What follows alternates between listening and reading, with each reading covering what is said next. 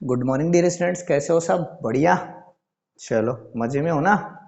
बस यही चलना चाहिए, मजे में ही। पढ़ाई वढ़ाई तो चलती करनी ही खैर अपन को, बाकी ये है कि थोड़ा सा अपना भी ध्यान रखना है।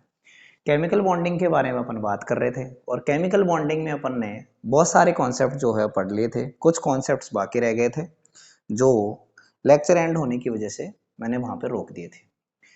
और मेरे हिसाब से प्रीवियस लेक्चर में जो है अपन फॉर्मल चार्ज कैलकुलेशन के बारे में कुछ बातें कर रहे थे कि अपन ने पहले लुईस डॉट स्ट्रक्चर्स बनाई थी, कार्बन मोनोऑक्साइड, कार्बन डाइऑक्साइड और एजाइड यानी कि N3 की। फिर मैंने कहा था कि भाई आपको मैं फॉर्मल चार्ज जो है वो कैलकुलेट करके बताऊंगा, और आपको मैं ये भी बताऊंगा कि कौन सी स्ट्रक्चर जो है, अब कार्बन मोनोऑक्साइड में तो एक ही बनी थी लुईस डॉट स्ट्रक्चर, तो वो स्टेबल है, सिंपल सी बात है। लेकिन आपने देखा होगा कि कार्बन डाइऑक्साइड में और N3 नेगेटिव में जो है 3 स्ट्रक्चर्स बनी थी। तो वहां ये डिसाइड करना मुश्किल हो जाता है कि एक्चुअल में कौन सी स्ट्रक्चर जो है वो अपने लिए बेनिफिशियल है या फिर कौन सी ज्यादा स्टेबल है। तो इसका कंक्लूजन निकालने के लिए हमको क्या करना पड़ता है कि फॉर्मल चार्ज जो है वो कैलकुलेट करना पड़ता है। तो फॉर्मल चार्ज कैलकुलेट करना मैंने प्रीवियस लेक्चर में आपको कार्बन मोनोऑक्साइड में सिखाया था। अपन कार्बन डाइऑक्साइड और नाइट्रोजन जो है उसके N3 नेगेटिव पे भी कोशिश कर लेते हैं। आपको मैं समझा देता हूँ कि किस तरह से आप यहाँ पर जब मोर देन 2 स्ट्रक्चर्स आ जाती है या 2 स्ट्रक्चर्स आ जाती है तो वहां पर आप इजीली डिसाइड कर पाओगे कौन सी स्ट्रक्चर जो है हमारी क्या है, सही है।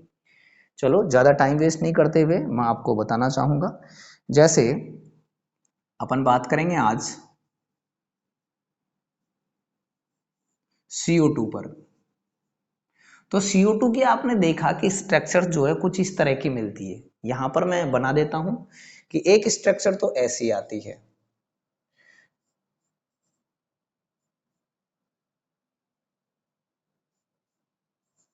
एक स्ट्रक्चर ऐसी आती है। अलग अलग बना देता हूं ताकि आपको डिसीजन मेकिंग में भी दिक्कत नहीं आएगी।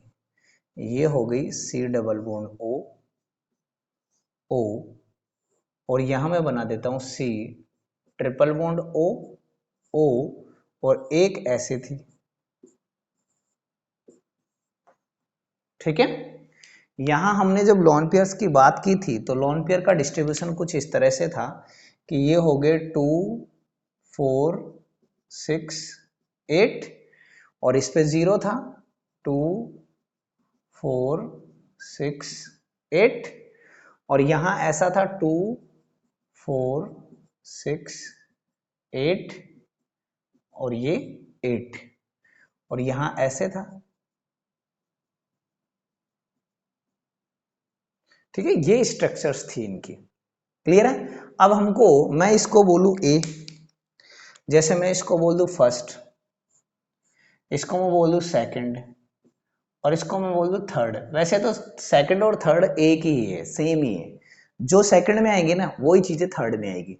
तो बेसिकली फर्स्ट और सेकंड को ही हमको कंपेयर करनी है लुईस डॉट स्ट्रक्चर में, फॉर्मल चार्ज कैलकुलेट करके कौन सी जो है वो ज्यादा स्टेबल होगी। क्योंकि जो थर्ड है वो सेकंड है और जो सेकंड है वो थर्ड है। तो हम या तो फर्स्ट या सेकंड को कंपेयर कर ले, या फर्स्ट या थर्ड को कंपेयर कर ले, बात वही है। चलो अपन ट्राई करते हैं। फॉर्मल चार्ज का मैंने फॉर्मूला आपको बता दिया था, एक बार फिर मैं रिपीट कर देता हूं। फॉर्मल चार्ज का फॉर्मूला होता है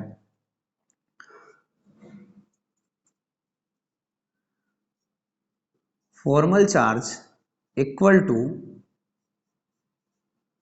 number of valence electrons minus lone pair electrons minus half of bond pair electrons. ये फॉर्मूला मैंने आपको बताया था। मेरे हिसाब से ये आपको याद भी होगा, नहीं भी है तो कोई बड़ी बात नहीं। अब मैं बात कर रहा हूं सबसे पहले इस पे फर्स्ट स्ट्रक्चर में ये मैंने दे दिया, ये मैंने दे दिया ऑक्सीजन नंबर 1, और ये मैंने दे दिया ऑक्सीजन नंबर 2। क्लियर है। अब मैं बात करता हूं formal charge on first oxygen atom. First oxygen atom पे यदि मैं देखूं तो 6 है। लोन पेयर कितने हैं? 2 और 4 -4, और बॉन्ड पेयर कितने हैं? तो बॉन्ड पेयर है कितने? 2 और 2 4 हो गए। ठीक है, तो ये 2 हो गया, माइनस के 2 और माइनस के 4 माइनस के 6 यानी कि 0। मतलब इस पर फॉर्मल चार्ज यहां ऑक्सीजन पर, फर्स्ट ऑक्सीजन पर फॉर्मल चार्ज आया 0। क्लियर है? अब मैं बात करता हूं formal charge on second oxygen atom. तो 6 माइनस उस पे कितने हैं, वही 4 है, तो 4 माइनस हाफ ऑफ 4, तो इस पर भी कितना आ गया, 0। मतलब मैं कहूं कि सेकंड ऑक्सीजन पर फॉर्मल चार्ज कितना आया, 0 आया। अब मैं बात करता हूं formal charge on carbon atom. तो कार्बन एटम में कितने, 4 माइनस, अब देखो लोन पेयर कितना है, इस पे लोन पेयर 0 है, लोन पेयर कितना है, 0 है, क्योंकि है ही नहीं ना, कंप्लीट हो रहा है, minus half of bond pair कितने हैं, बॉन्ड पेयर इलेक्ट्रॉन हो रहे हैं 2 4 6 8, तो ये हो गया 8, तो ये हो गया 4 4 4 माइनस, यानी कि यहां भी क्या आया, 0। क्लियर है? तो यहां पर अपनी कंडीशन आई कि कार्बन पर फॉर्मल चार्ज कितना आया, 0। मतलब आपके यहां भी 0 है, यहां भी 0 है और यहां भी 0 है, क्या है, फॉर्मल चार्ज। इस स्ट्रक्चर, पहली स्ट्रक्चर में समझ में आ गई कहानी। अब मैं बात कर रहा हूं किसकी, आपको सेकंड स्ट्रक्चर की। सेकंड स्ट्रक्चर में हम यहां कैलकुलेट कर लेते हैं। तो सेकंड स्ट्रक्चर में देखिए आप, मैं इसको बोल देता हूं फर्स्ट, इसको बोल देता हूं सेकंड, ठीक है ना। तो formal charge on first oxygen atom, तो फर्स्ट ऑक्सीजन एटम पे आप देखोगे तो कितना, 6 माइनस कितने हैं, 2 4 6 6, हाफ ऑफ बॉन्ड पेयर कितना है, 2 है, तो देखो कितना आया, ये तो 1 हो गया, ठीक है। तो यहां पर अपना आया -1, कितना आ गया, -1 आ गया। इसको मैं इससे लिख देता हूं ना, यहां पर कंफ्यूजन हो जाएगा। इस पर आ गया -1, क्योंकि यहां 1 आ गया, माइनस का 1 और माइनस का 6 माइनस का 7, -6 माइनस माइनस का 7, तो क्या हो जाएगा, माइनस का 1। Formal charge on second oxygen atom, second पे देखो 6 माइनस लोन पेयर कितना है, 2 इनटू बॉन्ड पेयर कितने हैं, 6, सॉरी माइनस हाफ ऑफ 6, ठीक है। तो यहां देखो क्या हो रहा है, ये देखो 3 हो गया, माइनस के 3 और माइनस के 2 कितने हो गए, 5, तो ये हो गया प्लस का 1, तो यहां हो गया +1, तो यहां आ गया दोस्तों +1। मतलब इस पे तो आ गया -1 और इस पे आ गया +1। समझ पा रहे हो आप चीज को? अब कार्बन पे भी चेक कर लेते हैं।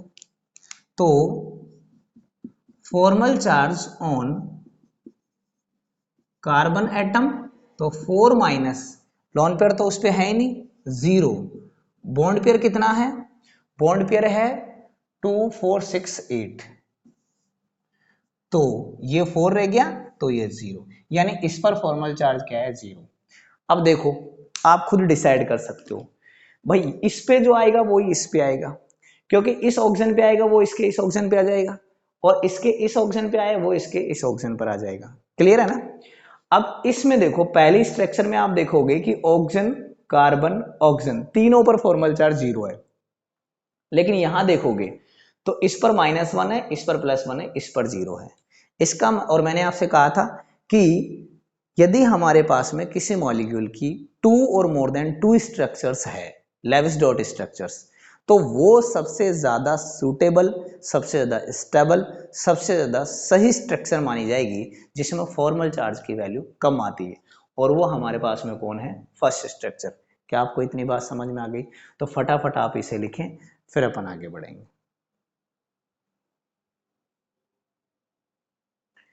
चलो N3 में सीखते हैं हम कि N3 में कौन सी स्ट्रक्चर जो है आपकी स्टेबल होगी। तो N3 कुछ स्ट्रक्चर्स है जो मैं आपको बना के दिखा रहा हूं और फिर अपन फॉर्मल चार्ज कैलकुलेट करेंगे।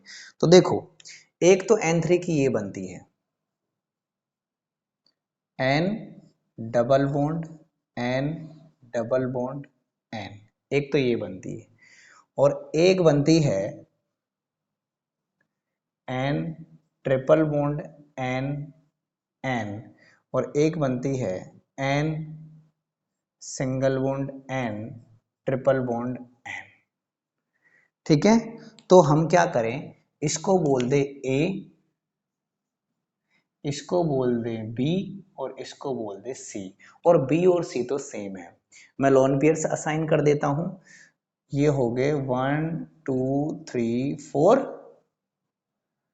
5 6 7 8।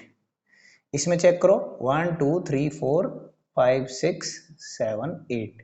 इसमें चेक करो 1 2 3 4 5 6 7 8, यानी कि दो दो लोन पेयर्स हो गए।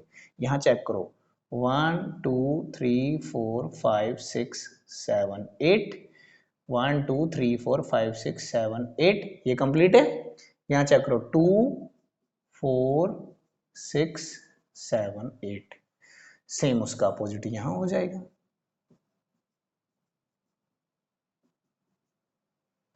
ठीक है, अब यहां पर ये हमारा नाइट्रोजन नंबर 1 है, ये हमारा नाइट्रोजन नंबर 2 है, और ये हमारा नाइट्रोजन नंबर 3 है। ये नाइट्रोजन नंबर 1 है, यहां इसमें कर लो 1 है, ये 2 है, ये 3 है। क्लियर है? चलो इसमें कर लो, चाहे इसमें कर लो, कोई दिक्कत नहीं है, ऊपर वाले में कर लेते अपन। ये हो गया 1, ये हो गया 2, ये हो गया 3, कोई सी में भी कर लो, कोई समस्या नहीं। अब अपन पहले पहली स्ट्रक्चर ए में मैं यहां लिख देता हूं फॉर्मल चार्ज इन ए स्ट्रक्चर।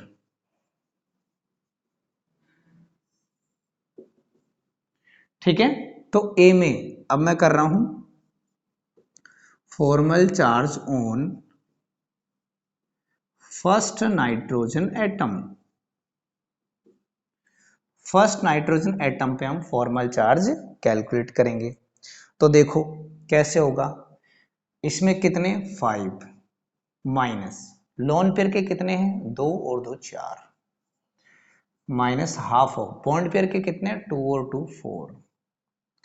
तो बताओ कितने हो गए, ये तो 2 रह गए, और ये कितने हो गए 4 हो गए, तो कितने हो गए 6 हो गए। तो क्या आ गया -1 आ गया क्या, या +1 आ गया, आप खुद ही बताओ मेरे को। -1 आ जाएगा भाई, ये 6 हो गए और ये 5 रह गया। चलो सेकंड बात करते हैं अपन, formal charge on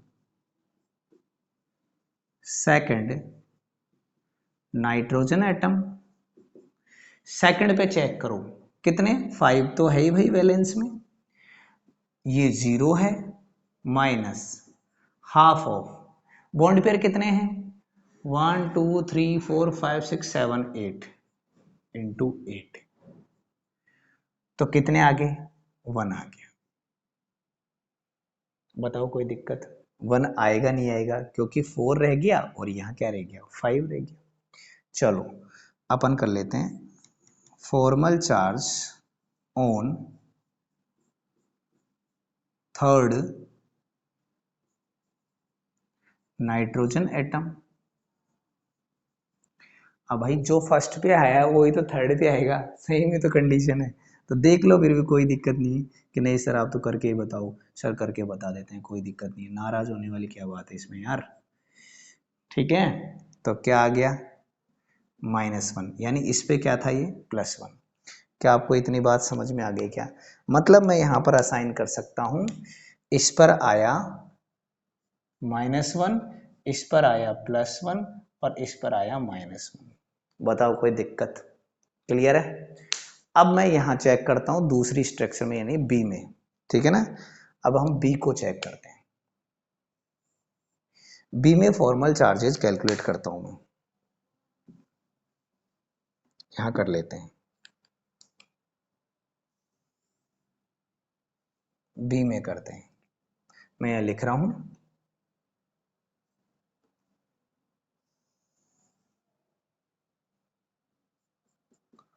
formal charge in B structure.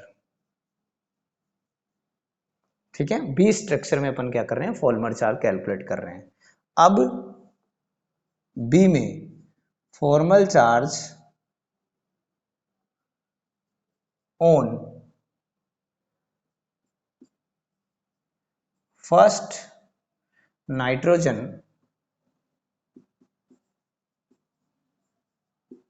Atom. तो देखो कितने हैं, 5 है, माइनस लोन पेयर के इलेक्ट्रॉन्स कितने हैं, 2, हाफ ऑफ बॉन्ड पेयर कितना है चेक करो। बॉन्ड पेयर है 2 4 6 8, सॉरी 2 4 6, इस नाइट्रोजन की बात कर रहा हूं मैं, 2 4 6, तो 6 लिख देते हैं। ये लो, ये हो गया 6, तो यहां देखो कितना हो गया, ये हो गया 3, ठीक है, और 3 और ये कितना है 2 5, तो 5 5 माइनस क्या आ जाएगा, 0 आ जाएगा। बताओ आएगा नहीं आएगा, तो यहां पर आ जाएगा 0। क्लियर है, कोई दिक्कत है क्या? बिल्कुल। अपन देख लेते हैं इसको, अब दूसरा चेक कर लेते हैं। Formal charge on second nitrogen atom. Second पे देखो कितना है 5, माइनस लोन पेयर इलेक्ट्रॉन्स कितने, 0 है, हाफ ऑफ बॉन्ड पेयर कितने हैं 8, 2 4 6 8, तो कितना हो गया, ये हो गया 4, ये हो गया 1। ठीक है, अब formal charge on third nitrogen atom, तो कितना 5, माइनस अब देखो इस पे क्या है, लोन पेयर इलेक्ट्रॉन्स कितने हैं 2 4 6, तो हम लिख देंगे यहां 6, minus half of bond pair electron कितने हैं, बॉन्ड पेयर इलेक्ट्रॉन है 2, तो ये हो गया 2। अब देखो ये हो गया 1, ये हो गया 7, और 5 माइनस 7 है -2, कितना चार्ज आ गया, -2। क्लियर है, तो अब आप देख लो असाइन करके, यहां पर क्या आया 0, पहले पे 0 आ गया, दूसरे पे आ गया +1, और इस पे आ गया -2।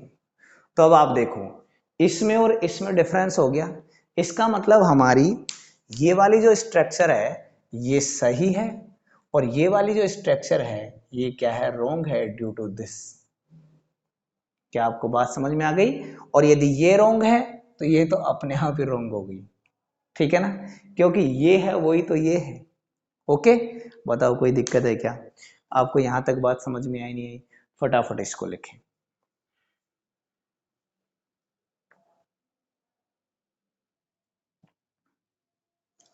तो लेविस जो कॉन्सेप्ट था उसके बारे में अपन ने बहुत सारी बातें पढ़ भी ली है, लेविस डॉट स्ट्रक्चर पढ़ लिया, फॉर्मल चार्ज भी कैलकुलेट करना सीख गए अपन, नंबर ऑफ लॉन पेयर और बॉन्ड पेयर जो है वो भी अपन ने कैलकुलेट करना सीख लिया है, कौन सी स्ट्रक्चर जो है वो सही होगी कौन सी गलत होगी ये भी अपन ने समझ लिया है। लेकिन फिर भी लिमिटेशंस हर थ्योरी की होती है, तो इस थ्योरी की भी क्या है, कुछ लिमिटेशंस है। क्या लिमिटेशंस है, आइए समझते हैं। पहली लिमिटेशन ये है, फर्स्ट लिमिटेशन ये है, it is not applicable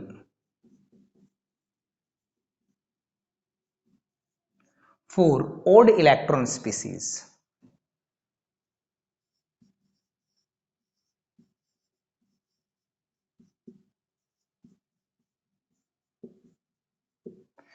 odd electron species पे ये नहीं लगती है। वो कौन कौन सी होती है ओड इलेक्ट्रॉन स्पीशीज, मैंने आपको पहले भी लिखाई है। जैसे NO पे ये एप्लीकेबल नहीं है, NO2 पे ये एप्लीकेबल नहीं है, और ClO2 पे भी ये एप्लीकेबल नहीं है। तो ये सब क्या है ओड इलेक्ट्रॉन स्पीशीज है। ये किसके एग्जाम्पल है ओड इलेक्ट्रॉन स्पीशीज के। क्लियर है। दूसरी लिमिटेशन इसकी क्या है, it is not applicable for हाइपोवैलेंट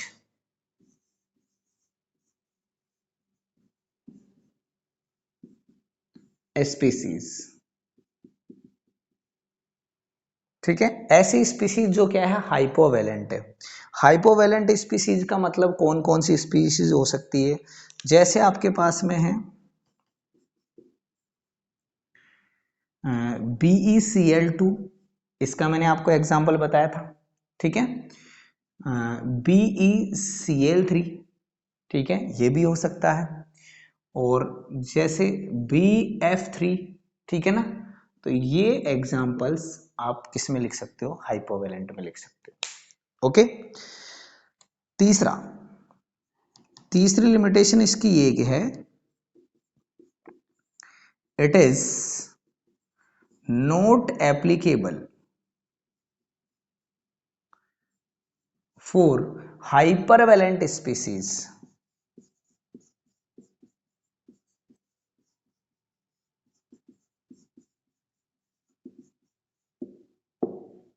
ठीक है, अब हाइपरवैलेंट स्पीशीज कौन सी होती है तो उनका भी एग्जांपल अपन देख लेते हैं।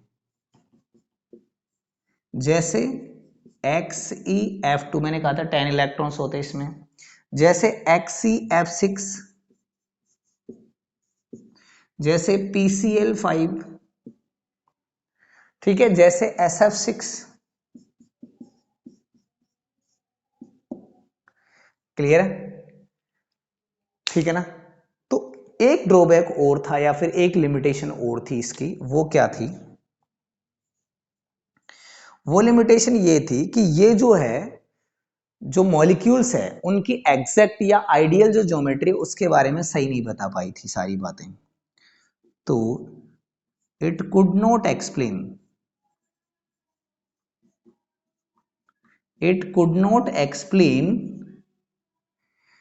आइडियल जियोमेट्री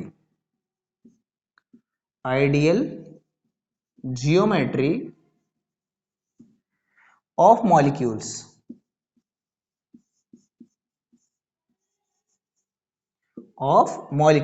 तो आइडियल ज्योमेट्री ऑफ मॉलिक्यूल्स क्या हो सकती है, इस बात को आपको समझना है। जैसे अपने पास में है NO3, तो NO3 जो है उसकी स्ट्रक्चर जो है वो अलग अलग तरह की हो सकती है। कैसे हो सकती है, जैसे इसकी जो है ऐसे भी हो सकती है, डबल बॉन्ड O O और O। ठीक है, तो यहां नेगेटिव हो जाए और यहां पॉजिटिव हो जाए। ठीक है ना। एक ये भी हो सकती है इसकी कि यहां पर ये N डबल बॉन्ड O और ये O और ये पॉजिटिव हो गया और ये नेगेटिव हो गया। तो अब इनमें से कौन सी ज्योमेट्री इसकी होगी ये थोड़ा सा समझ पाना मुश्किल हो गया था। तो आपको ध्यान रखना है लिमिटेशंस ऑफ लेविस थ्योरी में क्या क्या आएगा। पहला तो आएगा it is not applicable for odd electron species, यानी जिनके सेंट्रल एटम में ओड इलेक्ट्रॉन्स होते हैं। क्लियर है। दूसरा, it is not applicable for hypovalent, यानी कि उनका ऑक्टेट जो है वो कंप्लीट नहीं है। ठीक है ना, 8 से कम उनमें क्या है इलेक्ट्रॉन्स है। It is not applicable for hypervalent, यानी कि ये क्या करेंगे कि इनके सेंट्रल एटम जो होता है उसमें 8 इलेक्ट्रॉन से ज्यादा इलेक्ट्रॉन होंगे। एक ये काम हो सकता है कि ये नहीं समझा पाते हैं कि एक्चुअल ज्योमेट्री जो है वो किस तरह से होंगी। तो ये सारी चीजें जो है आप लोगों को इसके बारे में पता होनी चाहिए। इसको फटाफट आप लोग लिखें।